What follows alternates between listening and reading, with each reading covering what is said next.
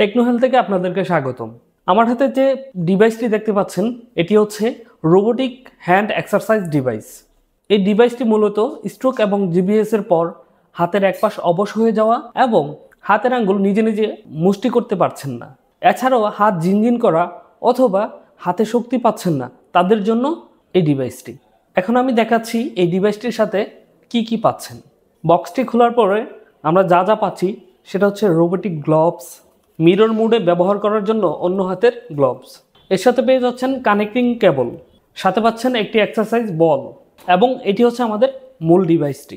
এখন আমরা দেখব এই ডিভাইসটি কিভাবে কাজ করে। গ্লোভসগুলো আমার হাতে সেট করার পর ডিভাইসটি পাওয়ার বাটনে চাপ দিয়ে অন করে নিচ্ছি। এই ডিভাইসটিতে 3টি মোড রয়েছে। প্রথম মোডটি হচ্ছে কন্টিনিউয়াস মোড, যেখানে আমার 5টি আঙ্গুল একসাথে সংকুচিত হবে।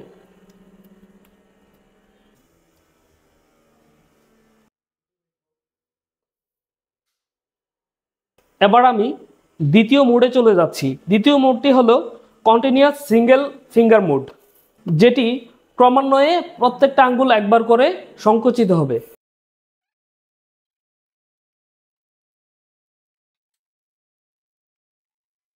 তৃতীয় মোডটি হলো মিরর কন্ট্রোল মোড।